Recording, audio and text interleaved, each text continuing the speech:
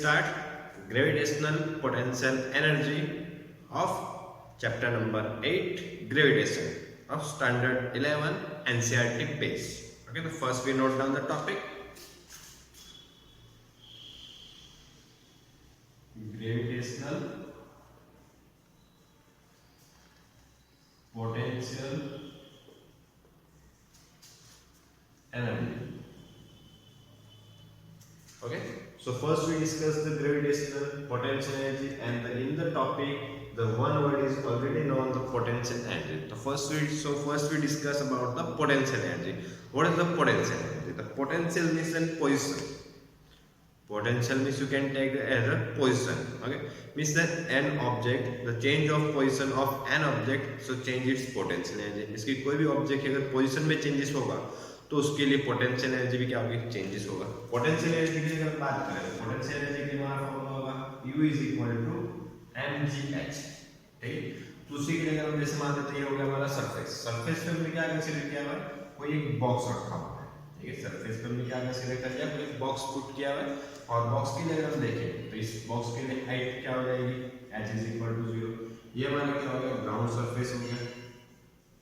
ठीक है, ground surface पे हमने क्या किया, एक बॉक्स रखा हुआ है और बॉक्स की हाइट क्या है यहाँ पे 0. और जैसे ही अगर हाइट की बात करें, हाइट 0 होगी तो इस पॉइंट के लिए पोटेंशियल एनर्जी क्या हो जाएगी, 0. और ये तो नहीं कि इसके लिए मास 0 होगा, मास तो रहेगा लेकिन मास कोई डिपेंड नहीं कर रहा. पोटेंशियल एनर्जी को मास कांस्टेंट है, g कांस्टेंट है, तो डिपेंड किस पे कर रहा है, हाइट पे.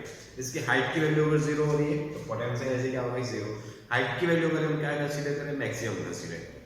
ठीक है, हाइट अगर हम मैक्सिमम करेंगे तो पोटेंशियल एनर्जी क्या हो जाएगी, मैक्सिमम. जैसे अब इसी की हाइट, इस ऑब्जेक्ट की, इस बॉक्स के अगर हमें क्या करना, हाइट इंक्रीज करनी है. ठीक है, तो उसके लिए हमें क्या करना पड़ेगा, अपवर्ड डायरेक्शन में फोर्स अप्लाई करना पड़ेगा. हम इस पे फोर्स अप्लाई करेंगे और फोर्स अप्लाई करने से मूव करके कहां चला गया, सपोज इस हाइट पे चला गया. ठीक है, मास तो वही रहेगा सेम, अब हाइट में क्या हो गया, चेंजेस हो गया. ठीक है, और अब इसके लिए सपोज हम कंसीडर कर लेते हैं h = 5 और मास सपोज हम कंसीडर कर लेते हैं 2 kg. ठीक है, तो इस पॉइंट के लिए अगर हमें क्या फाइंड करना, पोटेंशियल एनर्जी हो गई हमारी सपोज फर्स्ट पोजीशन, और ये हो जाएगी हमारी सेकंड पोजीशन. तो फर्स्ट पोजीशन के लिए h1 = 0, so u1 = also 0, and for second position h2 = 5 meter. So we can find first the potential energy for second point. So u2 = mgh, m = 2, g = 10, and 5h2 = 5 meter. So 2 into 10 20, 20 into 5 100. इसकी potential energy क्या होगी, 100 joule. ठीक है, first position पे potential energy क्या थी, 0, और second position पे पोटेंशियल एनर्जी क्या होगी, 100 जूल. ठीक है, अब इसके लिए देखिए तो एक हमने लॉ भी ऑब्जर्व किया हुआ है, the conservation of law of energy, conservation of the law of conservation of energy. ठीक है, तो उसके अंदर हमने क्या चीज कंसीडर किया है कि जो एनर्जी होती है कैसे भी कंजर्व होती है. कंजर्व का मींस क्या हो जाएगा, constant. The energy neither be created nor destroyed, and the energy neither be created nor destroyed. इसकी एनर्जी को ना तो हम क्या कर सकते, क्रिएट कर सकते, ना कभी हम डिस्ट्रॉय कर सकते हैं. The energy can only convert from one form to another form. इसकी एनर्जी को हम सिर्फ क्या कर सकते हैं, एक फॉर्म से दूसरे फॉर्म में कन्वर्ट कर सकते हैं. ठीक है, तो यहाँ पे अगर हम देख रहे तो ये क्या हो गया, पोटेंशियल एनर्जी 0 थी और इस साइड पे पोटेंशियल एनर्जी क्या हो गई, 100 जूल हो गई. यहाँ पे हमने एनर्जी क्रिएट नहीं की है, हमने एनर्जी को क्या किया, कन्वर्ट किया. उस एनर्जी के लिए हमने देखो तो एक टॉपिक भी पढ़ा है, तो उसका नाम क्या था हमारा, वर्क एनर्जी थ्योरम. उसमें हमने क्या कंसीडर किया था कि वर्क जो होता है वो एनर्जी की क्या होगा, इक्वल होगा. ठीक है, तो उसके लिए अगर हम देखें, जैसे मान लो ऑब्जेक्ट है, ये बॉक्स है, अपने आप हाइट पे आ गया होगा, तो इसके लिए हमें क्या करना पड़ रहा होगा, फोर्स अप्लाई करना पड़ रहा है. और फोर्स अप्लाई करो तो उसके उसमें क्या होगा, डिस्प्लेसमेंट होगा. और फोर्स और डिस्प्लेसमेंट होता है तो हमें क्या मिल रहा है, work. So work done = force into displacement. तो हमने यहाँ पे अपवर्ड डायरेक्शन में क्या किया, इसके ऊपर फोर्स अप्लाई किया, और डिस्प्लेसमेंट कितना हुआ, तो उसके लिए अगर हमें कंसीडर करना है final position minus initial position. So finally formula आ जाएगा F × h2 - h1. ऐसा भी कंसीडर कर सकते हो. ठीक है, तो फाइनली पोजीशन होगा, इनिशियल पोजीशन होगा. So work done = F × h2 - h1. इतना वर्क डन हमें क्या करना पड़ रहा है, यहाँ पे कर रहे हैं. ठीक है, इतना वर्क डन हम कर किसके ऊपर रहे, बॉक्स के ऊपर. इतना हमने वर्क डन किया कि अप्लाई किया किसके ऊपर, बॉक्स के ऊपर. और जो हमने वर्क डन किया वो किसके अंदर कन्वर्ट हो रहा है, पोटेंशियल एनर्जी के लिए. जैसे मान लो इसको तुमने क्या करो और फोर्स अप्लाई करोगे तो और हाइट इंक्रीज होगी, और हाइट इंक्रीज होगी तो उसकी पोटेंशियल एनर्जी क्या होगी और इंक्रीज होगी। तो इन शॉर्ट अगर हम बोलना चाहें तो जितना हम वर्क डन करेंगे उतनी हमें क्या मिलेगी, पोटेंशियल एनर्जी मिलेगी। मींस यहाँ पे हम जो वर्क डन कर रहे हैं वही क्या हो रहा है, किसके अंदर कन्वर्ट हो रहा है, पोटेंशियल एनर्जी के अंदर। ठीक है, और पोटेंशियल एनर्जी को और एक नाम देना चाहते भी बोल सकते हैं द स्टोर्ड एनर्जी। मींस कि वो एनर्जी को क्या करता है, स्टोर करता है। तुम कोई भी ऑब्जेक्ट को कभी भी वर्क करोगे तो वर्क को अपने अंदर क्या करेगा, एनर्जी के फॉर्म में कन्वर्ट करेगा और उसको स्टोर करके रखेगा। तो इसलिए इसको हम क्या बोल सकते हो, स्टोर एनर्जी। ठीक है, तो यहाँ से एक चीज मिल गई, work done is equal to U. तुम थोड़ा सा वर्क डन करोगे थोड़ी सी पोटेंशियल एनर्जी मिलेगी, लॉट्स ऑफ वर्क डन करोगे तो हमें एनर्जी भी क्या मिलेगी, लॉट्स ऑफ एनर्जी मिलेगी। ठीक है, तो ये पॉइंट्स याद रखना है। ये हो गया हमारा बेसिक कॉन्सेप्ट किसके लिए, पोटेंशियल एनर्जी के लिए। ठीक है, अब हम बात करेंगे ग्रेविटेशनल पोटेंशियल एनर्जी के लिए। तो यहाँ पे ग्रेविटेशनल फोर्स लग रहा होगा, वो कौन सी डायरेक्शन में लग रहा होगा, डाउनवर्ड में, और हम का फोर्स अप्लाई लगा रहे हैं अपवर्ड डायरेक्शन में। तो हमें क्या करना पड़ेगा कि जितना ग्रेविटेशनल फोर्स लगा रहा है उससे हमें कंपेयर में क्या करना पड़ेगा, ज्यादा फोर्स लगाना पड़ेगा। कि ग्रेविटेशनल फोर्स लगा रहा होगा डाउनवर्ड में, जैसे कि मान लो मार्कर पे हम क्या कर सकते हैं, ऐसे डाउनवर्ड डायरेक्शन मान लो 2 न्यूटन लग रहा है, अगर हम भी ऊपर क्या लगाएंगे 2 न्यूटन, तो मार्कर ना नीचे जाएगा ना ऊपर जाएगा, क्योंकि कैसा हो जाएगा, स्टेबल हो जाएगा। वही अगर हम डाउनवर्ड डायरेक्शन में 2 न्यूटन फोर्स लग रहा है और ऊपर हम अगर 5 न्यूटन फोर्स लगाएं तो मार्कर कहाँ मूव करेगा, अपवर्ड डायरेक्शन में मूव करेगा।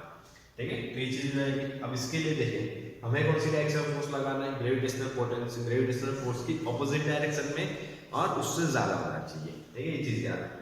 अब देखो यहाँ पे पोटेंशियल एनर्जी के लिए फॉर्मूला फाइंड करेंगे, बट पोटेंशियल एनर्जी किसके इक्वल आ रही है, वर्क डन के लिए।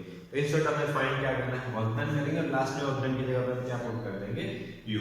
ठीक है, वर्क डन के लिए अगर हम देखें, अब जैसे मान लें बॉक्स को हमने जैसे ही ऊपर मूव किया डायरेक्टली 5 मीटर तो नहीं गया होगा ना, जैसे मान लो मार्कर को तुम मूव कर रहे हो ऐसे, तो फर्स्ट क्या होगा, 1 सेंटीमीटर मूव किया होगा, फिर 2 सेंटीमीटर, फिर 3 सेंटीमीटर, फिर 4 सेंटीमीटर, फिर 5 सेंटीमीटर, फिर 1 मीटर, फिर 2 मीटर, फिर 3 मीटर। हाँ वो स्पीड में हो रहा है तो हमें पता नहीं चल रहा है। हाँ तो मैं स्पीड में ऐसे मार्कर को सीधा ऊपर लेके जा रहा हूँ, ठीक है, तो उसमें डिस्टेंस जो कम हो रहा है वो हमें पता नहीं चल रहा है, लेकिन रियल में मूव तो ऐसे ही करेगा ना। फर्स्ट 1 सेंटीमीटर पे होगा, थोड़े टाइम के बाद देखो तो बॉक्स यहाँ पे होगा, थोड़े टाइम के बाद देखो तो बॉक्स यहाँ पे होगा, थोड़े टाइम के बाद देखो तो बॉक्स यहाँ पे होगा।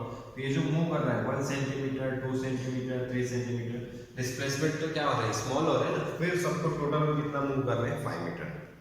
ठीक है, तो इसके लिए हम क्या कंसीडर कर लेते हैं कि बॉक्स इनिशियली यहाँ पे है, ठीक है, और थोड़ी देर के बाद देखें तो मान लो बॉक्स हो गया यहाँ पे, तो इतना सा जो डिस्प्लेसमेंट है उसको हम कंसीडर कर लेते हैं डी, उसको हम क्या कंसीडर कर लेते हैं, डिस्प्लेसमेंट डी आर। तो हमें वर्क डन भी कैसा मिलेगा, स्मॉल मिलेगा, तो उसके लिए हम क्या लिख लेते हैं, डी डब्ल्यू, तो फोर्स तो कांस्टेंट रहेगा, सो एफ इनटू डी आर। ठीक है, तो अगर टोटल वर्क डन फाइंड करना है तो हमें क्या करना पड़ेगा, यहाँ पे इंटीग्रेशन करेंगे, so W is equal to integration of D W. ठीक है, यहाँ पे वैल्यू पुट कर देते हैं, so integration of D W, and D W is equal to what, F into D R.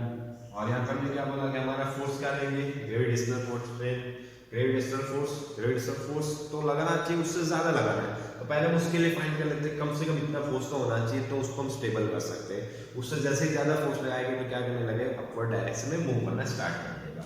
ठीक है, तो ग्रेविटेशनल फोर्स के लिए अगर हम फॉर्मूला देखें तो क्या फॉर्मूला था हमारा, G M E M upon R square into D R. ठीक है, अब तुम इसको अगर मूव कराओ तो जी में तो कोई चेंजेस होगा नहीं, ना एम में कोई चेंजेस होगा, ना एम में चेंजेस होगा, तो सिर्फ चेंज क्या हो रहा है, आर, इसकी जो डिस्टेंस है सिर्फ वो चेंज हो रहा है। ठीक है, तो बाकी सबको हम कांस्टेंट लिख देते हैं, हो जाएगी बात। So W is equal to G M E M and integration 1 of R square into D R. अब 1 अपॉन आर स्क्वायर है, आर स्क्वायर को अपोजिट ऊपर लेके जाओगे तो क्या हो जाएगा, -2, so G M E M into integration of R raise to -2 into D R. और इंटीग्रेशन के लिए देखो एक सिंपल सा बेसिक सा रूल है, क्या करते हैं, पावर में +1 डिवाइड पावर, जो भी पावर आएगा उसको क्या करेंगे, +1 करेंगे, डिवाइड करेंगे। जैसे सपोज अगर हमें फाइंड करना x dx, ठीक है, x का पावर क्या है 1, तो पावर में क्या करेंगे +1, तो 1 + 1 2, और जो भी पावर आएगा उसी से क्या करेंगे, डिवाइड करना है। ठीक है, इंटीग्रेशन के लिए सिंपल सा फॉर्मूला रहेगा, जो भी स्टेप रहेगा उसके पावर में क्या करना है, +1 कर रहे हो, जैसे 1 है तो 1 + 1 2, और जो भी पावर आएगा उससे क्या करना है, डिवाइड करना है।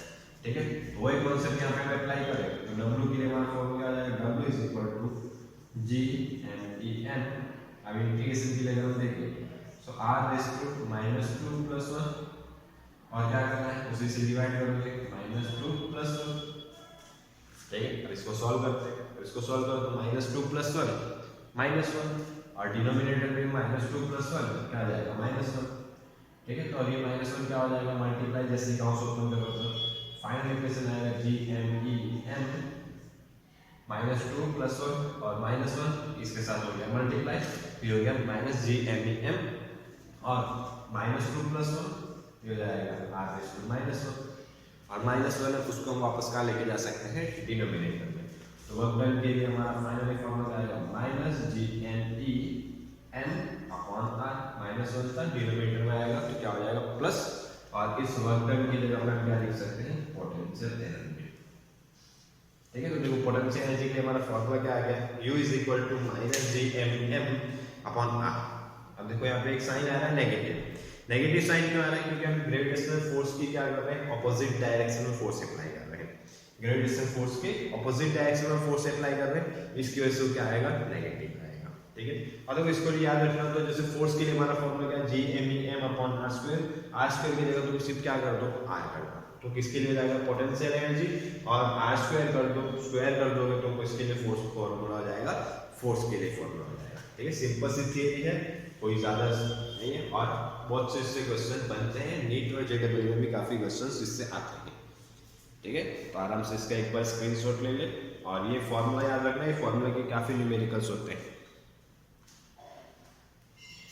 ठीक है, स्क्रीनशॉट ले आराम से नोट डाउन करना है।